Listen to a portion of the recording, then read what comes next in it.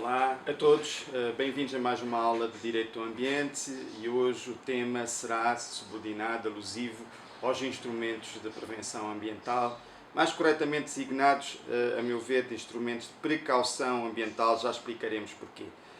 Indo à Lei do Ambiente, nós temos no capítulo 5º os artigos mais importantes para a aula de hoje e basicamente o capítulo é alusivo à prevenção de danos ambientais. Foi essa a epígrafe escolhida pelo legislador.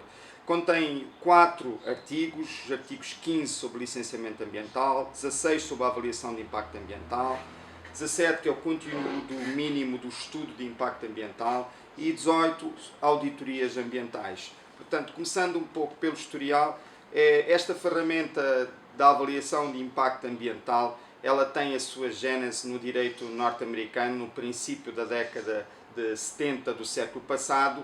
Portanto, foi evoluindo. Há países que se foram inspirando no direito norte-americano, mas é muito importante considerar que quando chegámos à Conferência do Rio de Janeiro em 1992, esta ferramenta passou a ser um princípio fundamental de direito internacional. Ainda que a declaração seja soft law, no entanto, é já hoje considerado um princípio importantíssimo. A avaliação de impacto ambiental consta desde logo como princípio na Declaração do Rio de Janeiro nos seguintes termos. Deverá ser empreendida a avaliação de impacto ambiental enquanto instrumento nacional de certas atividades suscetíveis de terem um impacto significativo adverso no ambiente e que estejam sujeitas a uma decisão por parte de uma autoridade nacional competente. Portanto, é o princípio 17º da Declaração do Rio de Janeiro. E é muito importante compreender que, sendo uma ferramenta nascida num direito nacional do ambiente, mas incorporada depois no direito internacional do ambiente, portanto, ela é efetivamente produto de uma construção dogmática normativa ambiental. Ela baseia-se, inspira-se noutros princípios. O princípio mais importante que eu queria considerar em primeiro lugar é o princípio da precaução. A mesma Declaração do Rio de Janeiro contém no princípio 15º a precaução. De modo a proteger o meio ambiente, o princípio da precaução deverá ser amplamente observado pelos Estados de acordo com as suas capacidades. Onde existam ameaças de riscos sérios ou irreversíveis, não será utilizada a falta de certeza científica total como razão para o adiamento de medidas eficazes em termos de custos para evitar a degradação ambiental. Portanto, ora bem, nós temos aqui uma situação em que o princípio da precaução norteia toda a avaliação de impacto ambiental. Basicamente, sendo um processo de tomada de decisões, portanto, um procedimento administrativo que visa assessorar o órgão decisor que vai depois tomar realmente aquela declaração definitiva, vai pronunciar-se a respeito da viabilidade ambiental de uma atividade e vai depois ser condição sine qua non para avançarmos para o licenciamento ambiental. A precaução significa que na existência de uma dúvida séria, portanto, de uma incerteza séria, portanto, deve-se decidir favoravelmente ao ambiente. Outro princípio muito importante, porque os cidadãos têm um papel-chave na avaliação de impacto ambiental, é o princípio da participação, que consta como princípio 10º da Declaração do Rio de Janeiro. Portanto, a melhor forma de tratar as questões ambientais é assegurar a participação de todos os cidadãos interessados ao nível conveniente. A primeira parte deste princípio.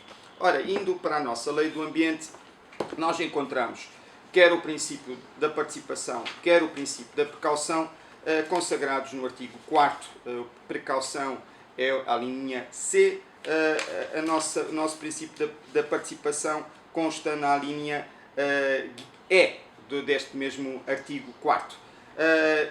Agora, começando a analisar artigo por artigo, é importante iniciarmos desde logo com o número 1 do artigo 15º, que tem como epígrafe o licenciamento ambiental. E vejam bem, o licenciamento e o registro de atividades que pela sua natureza, localização ou dimensão sejam suscetíveis de provocar impactos significativos sobre o ambiente, são feitos de acordo com o regime a estabelecer pelo Governo por regulamento específico. Ora, interpretando este artigo, este número deste artigo, é importante considerar o seguinte. Em primeiro lugar, estamos diante de uma ferramenta nova. Portanto, até então, não se exigia qualquer tipo de controle preventivo ambiental. Portanto, toda a atividade era licenciada setorialmente a preocupação, portanto, não era propriamente considerar danos ambientais. Não quer dizer que isso não fosse acautelado em algumas circunstâncias, mas não havia nenhuma obrigatoriedade de sujeitar a proposta de uma atividade a um crivo ambiental. Depois estamos também a dizer que não é toda e qualquer atividade, mas sim atividades que pela sua natureza, localização ou dimensão possam causar impactos significativos. Ora bem, dando exemplos, natureza. Uma coisa é uma fábrica de bolachas, ou produtos alimentares no geral. Outra, bem diferente, é uma fábrica de produção de pesticidas a serem utilizados na agricultura.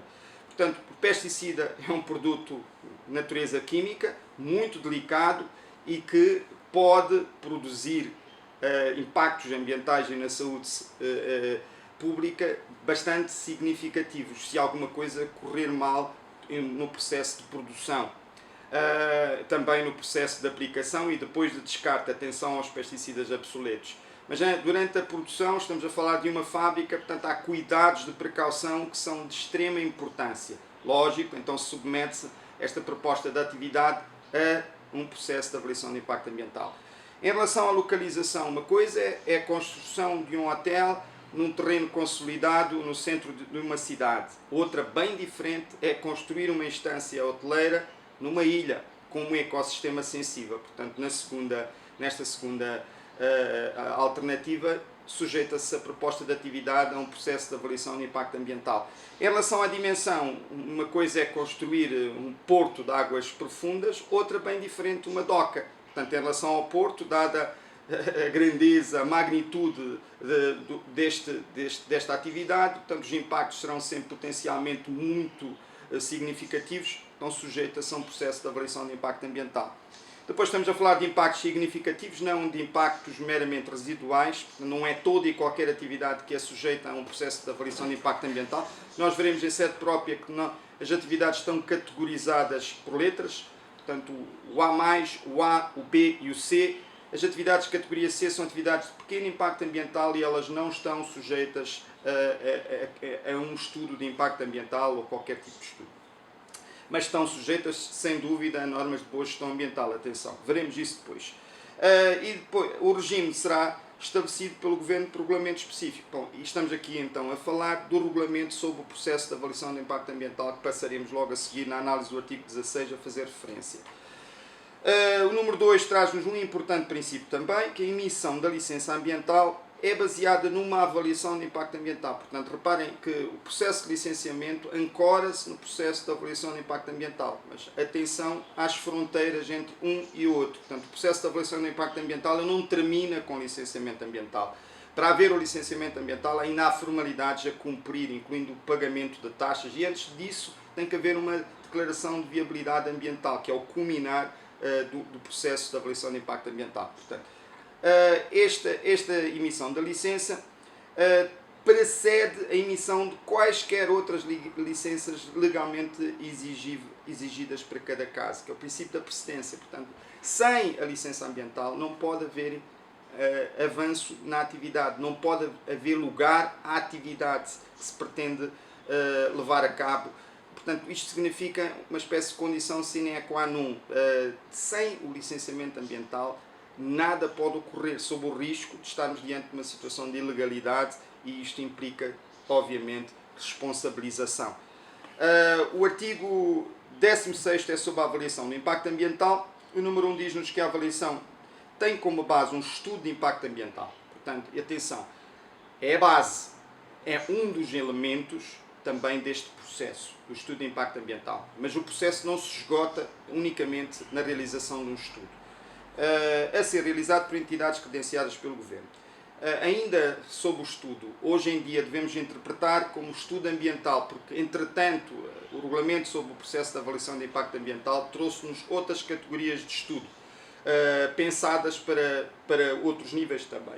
Além do estudo de impacto ambiental, que é o estudo principal, conhecido internacionalmente pelas abreviaturas E e A, nós temos também no direito moçambicano o estudo ambiental simplificado, pensado portanto, definido para as atividades de categoria B de nível provincial, e temos também o estudo de pré-viabilidade ambiental, que reforça o grau de exigência nas atividades de categoria A+, e categoria A. Veremos isso com vagar nas próximas aulas.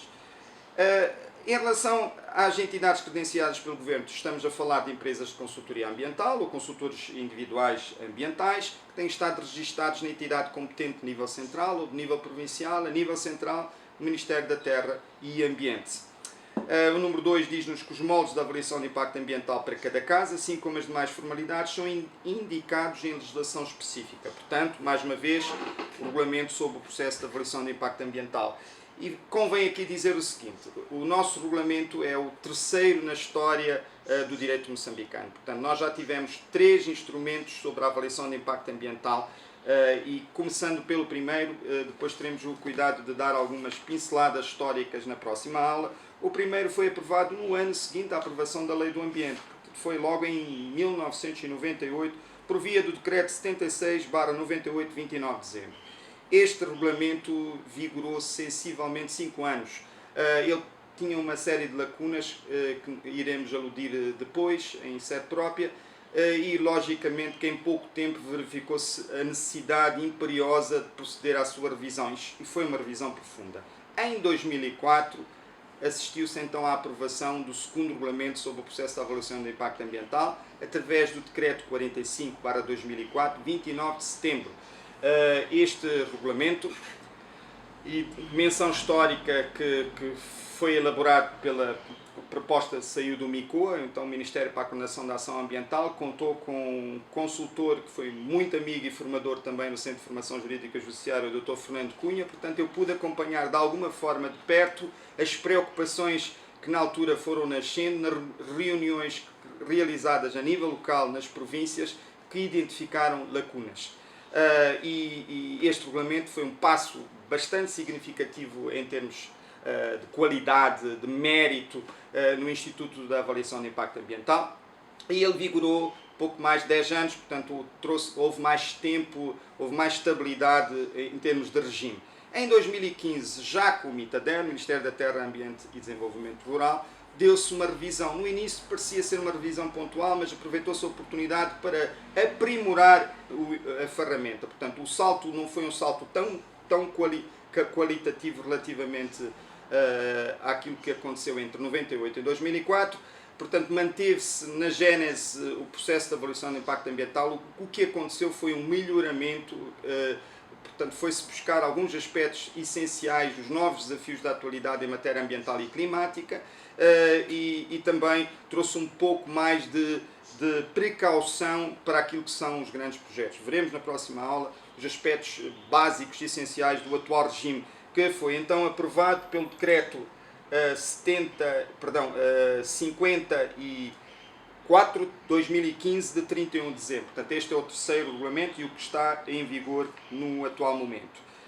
Passando ainda revista neste capítulo, nós não iremos considerar o artigo 17º sobre o conteúdo mínimo de estudo de impacto ambiental, até porque este conteúdo foi atualizado e está melhor desenvolvido no regulamento sobre o processo de avaliação de impacto ambiental, e também porque temos conteúdo respeitando ao estudo ambiental simplificado e ao estudo de pré-viabilidade ambiental.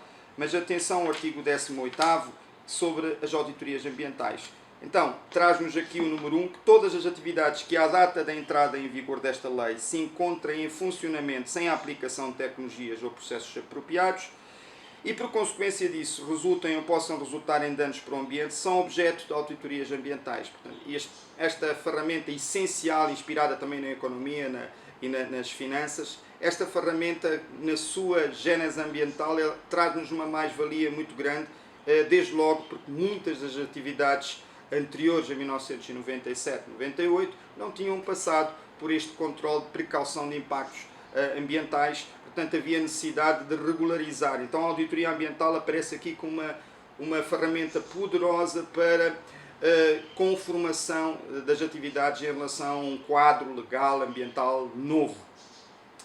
No entanto, a auditoria ambiental continua a ser muito importante para o dia-a-dia de uma empresa, para o dia-a-dia de uma atividade. Portanto, ainda que tenha sido sujeita a um processo de avaliação de impacto ambiental que culminou na emissão da licença ambiental, não nos esqueçamos que pode haver desvio em relação ao conteúdo da licença ambiental, em relação também ao cumprimento daquilo que são os ditames do plano de gestão ambiental. Portanto, é muito importante que haja regularmente auditorias ambientais. E já tivemos dois regulamentos sobre a auditoria ambiental. O primeiro data de 2003, portanto pouco tempo depois da aprovação da Lei do Ambiente, e foi aprovado pelo Decreto 32/2003 de 12 de agosto. Este regulamento foi objeto de uma revisão anos mais tarde, em 2011, e atualmente, portanto, o regulamento em vigor é o regulamento aprovado pelo Decreto 25/2011 de 15 de junho. Este regulamento que está em vigor traz-nos também uma melhoria qualitativa, na medida em que, por exemplo, não prevê apenas as auditorias ambientais públicas, mas também as auditorias ambientais privadas, aquelas que estão a cargo da própria empresa. Portanto, compete à empresa contratar serviços de especialidade para a realização regular e obrigatória, nos termos do regulamento de verão, de auditorias ambientais. É um poderoso instrumento de monitoria ambiental e, de facto, hoje, infelizmente, pouco usado. Em suma, vimos hoje as regras básicas daquilo que é a avaliação de impacto ambiental. Historicamente, ela nasce na Lei do Ambiente em 1997. No entanto, atenção, note-se um dado curioso. Anos antes, há uma referência em 1991 na Lei das Águas, mesmo antes da realização da Conferência das Nações Unidas sobre Ambiente e Desenvolvimento em 1992 no Rio. Portanto, a Lei das Águas moçambicana já faz uma referência à avaliação de impacto ambiental em relação àquilo que são projetos hidráulicos, portanto, projetos que possam interferir também no ciclo da água. 2 anos mais tarde, em 1993, a Lei de Investimentos trouxe também uma referência à avaliação de impacto ambiental, portanto, sujeitando aquilo que são os projetos de investimento a esta ferramenta importante de precaução de impactos ambientais. Portanto, interessante, são referências. No entanto, o desenvolvimento das bases e a consagração oficial no ordenamento jurídico ambiental acontece em 1997 e dá-se a consolidação com a aprovação do primeiro regulamento, e fomos melhorando também ano após ano, portanto, e hoje estamos já com um historial muito rico em matéria de avaliação de impacto ambiental. Em relação à auditoria ambiental, posso dizer que há um desajustamento, portanto, a experiência é muito inferior, a auditoria ambiental não está a ser tão usada como devia ser usada, estamos aqui diante de uma enorme lacuna que importa regularizar, porque senão o risco é grande, o risco é mesmo de muitas empresas, sejam privadas, sejam públicas, começarem a relaxar no cumprimento daquilo que são as normas ambientais, e os danos vão se acumulando. Atualmente, qualquer cidadão, atenção, é um direito nosso, pode pedir a quem de direito a realização de uma auditoria ambiental pública. A entidade competente é a Agência Nacional de Qualidade Ambiental, uma instituição tutelada pela Ministra da Terra e Ambiente. Na próxima aula nós veremos então a evolução histórica com mais pormenor do Instituto de Avaliação de Impacto Ambiental. Iremos ver, portanto, aquilo que são as diferenças essenciais de regime e, se o tempo permitir, começaremos a discutir um pouco mais, portanto, o atual regime, o regime em vigor aprovado em 2015, aquilo que são as grandes linhas, os grandes componentes do processo de avaliação de impacto ambiental, as grandes preocupações também a cautelar e fundamentalmente, os aspectos também de responsabilização em caso de incumprimento. Veremos também algumas definições-chave e alguns aspectos inovadores relativamente ao regime anterior. Portanto, atualmente a avaliação de impacto ambiental considera um conjunto de impactos que o regime anterior não considerava, e veremos também isto em função de uma análise prática no terreno, recorrendo a exemplos. Muito obrigado e até à próxima.